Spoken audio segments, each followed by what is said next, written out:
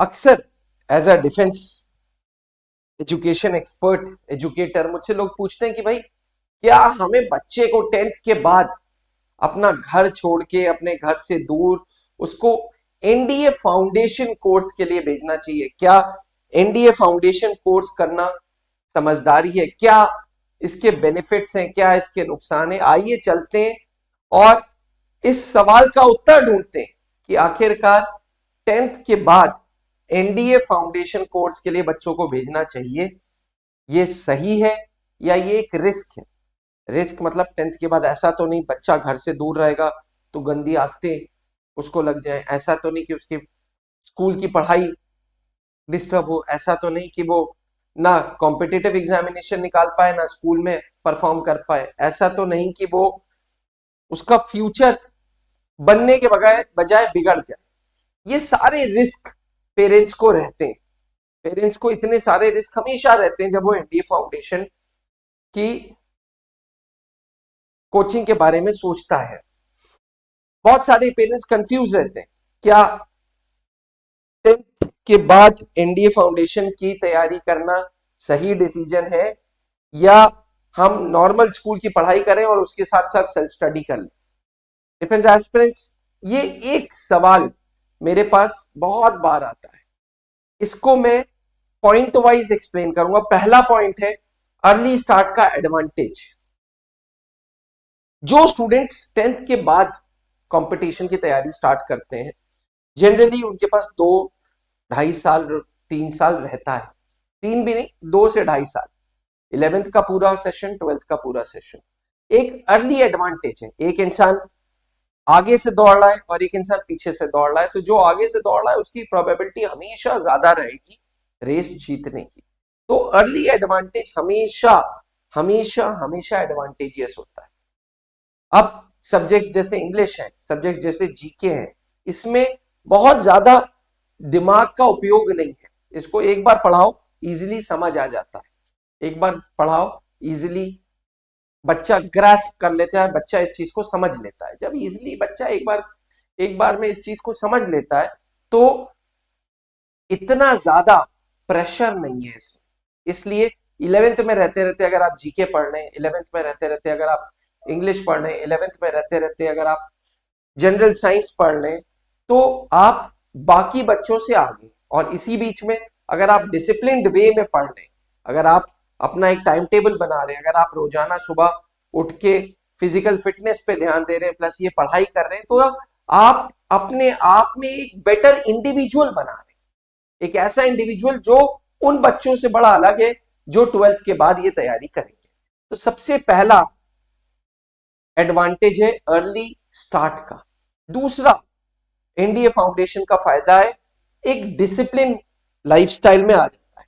पहले दिन से जैसे घोड़ा गाड़ी चलती है, आंखों के आगे ब्लाइंडर्स लगते हैं, ना उसको बाएं दिखता है ना उसको दाएं दिखता है, उसी प्रकार से एनडीए फाउंडेशन का स्टूडेंट पहले दिन से उस माहौल में रह रहा है जहां उसको डिसिप्लिन डेवलप किया जा रहा है, जहां वो सुबह शाम जितने लोगों से मिलता है जय हिंद बोलता है, जहां वो छोटे छोटे बाल रख रहा है, जहां वो फॉर्मल्स पहन रहा है, जहां वो यूनिफॉर्म पहन रहा है। इससे अपनी बॉडी भी डिसिप्लिन हो रही है, लाइफस्टाइल भी डिसिप्लिन हो रही है, जो फौज को जरूरी चाहिए, जो सर्विस सिलेक्शन बोर्ड में दिखता है कि इस कैंडिडेट के अंदर डिसिप्लिन है, इस कैंडिडेट के अंदर एक पर्सनैलिटी है जो वो कैरी कर रहा है। इसलिए दूसरा एडवांटेज है डिसिप्लिन एंड एनवायरमेंट ओवरऑल। तीसरा जो मैं अक्सर बोलता हूं कि एनडीए जैसा कॉम्पिटिटिव एग्जामिनेशन हर बच्चे के लिए नहीं है, हर बच्चा एनडीए नहीं जा सकता। बहुत लोग कहते हैं कि जी चलो एनडीए का फॉर्म भरवा देते हैं, ऐसा नहीं हो सकता साहब कि एनडीए एक तरीके की नौकरी है। एनडीए फाउंडेशन वो ही कोर्स करता है जो एनडीए जाना चाहता है, और एनडीए जाने वाले बहुत सिलेक्टेड बच्चे हैं, क्योंकि एनडीए एक नॉर्मल नौकरी नहीं है, ये देश की सेवा है, ये एक जॉब, ये एक सैलरी वाली जॉब नहीं है 9 to 5 वाली, ये एक जुनून है। फौज एक जुनून है, फौज एक पैशन है जो सबके अंदर नहीं होता। तो अगर आपके अंदर है तो आपका या आपके बच्चे के अंदर है तो ऑटोमेटिकली ओवरऑल एनडीए फाउंडेशन में एनरोलमेंट करना सही है, प्रोवाइडेड वो गलत कोचिंग ना पहुंचे। क्योंकि आजकल क्या हो रहा है कि हर इंसान ये कह देता है जी हम एनडीए फाउंडेशन की कोचिंग करा रहे हैं। एनडीए फाउंडेशन की कोचिंग अगर गलत तरीके से कराई जाएगी तो वो वेस्ट ऑफ टाइम है। तो बिल्कुल सही है कि करियर का भी वेस्टेज होगा, कंपटीशन एग्जामिनेशन का भी वेस्टेज होगा। बेस्ट अप्रोच आखिरकार क्या है? बेस्ट अप्रोच है वो संस्था ज्वाइन करना जो स्टेप बाय स्टेप कैंडिडेट्स के अंदर चेंजेस कर रहा है, जो स्टेप बाय स्टेप कैंडिडेट्स को एनडीए की तरफ झुका रहा है। पहले दिन से 10 घंटे नहीं, आप यूपीएससी आईएएस की तैयारी नहीं कर रहे हो, मुझे माफ करना ये बोलते हुए, आप एनडीए की तैयारी कर रहे हो जो पर्सनैलिटी का टेस्ट है, जो एक पर्सनैलिटी कैरी करता है। नेशनल डिफेंस एकेडमी में पहुंचने के लिए रिटन का एग्जामिनेशन देना है और इंटरव्यू देना है। इंटरव्यू एक पर्सनैलिटी का टेस्ट है।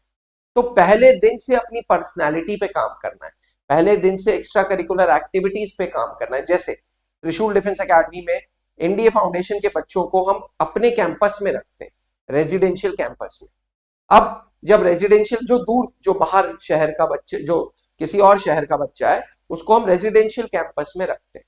सुबह फिजिकल फिटनेस देंगे, फिर वो आएगा हॉस्टल में नाश्ता वाश्ता करेगा, फिर वो 3-4 घंटे एकेडमिक्स की पढ़ाई करेगा, फिर ब्रेक होगा, फिर स्पोकन इंग्लिश और पर्सनालिटी डेवलपमेंट की तैयारी कराएगा, फिर ब्रेक होगा, फिर लंच होगा, फिर थोड़ी देर 2 घंटे रीडिंग्स होगी, फिर शाम को इवनिंग स्पोर्ट्स होगा, फिर नाइट क्लासेस में एनडीए की तैयारी होगी।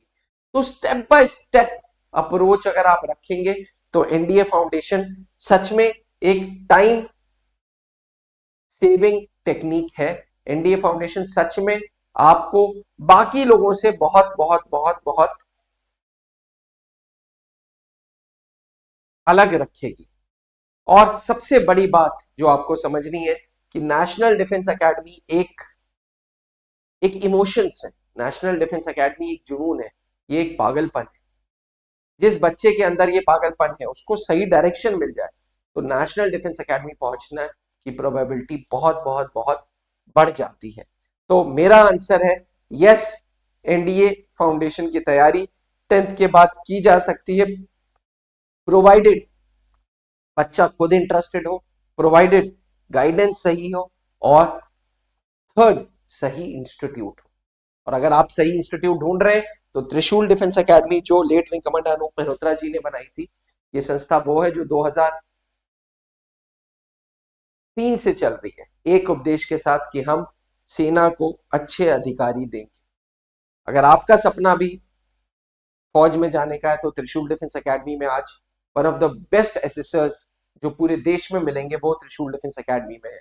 कर्नल पंकज मल्होत्रा जो खुद सेना के सिलेक्शन बोर्ड में थे, वो त्रिशूल डिफेंस एकेडमी की एसएसबी इंटरव्यूज की क्लासेस लेते हैं। Brigadier Amar Narayan sir, captain SK sir, colonel Sanjeet Shankar sir, lieutenant colonel Satyavir sir, ये सारे लोग हैं जो आज त्रिशूल डिफेंस एकेडमी में हैं, जिनकी वजह से आज त्रिशूल डिफेंस एकेडमी ने एनडीए को अच्छे सिलेक्शंस दिए हैं।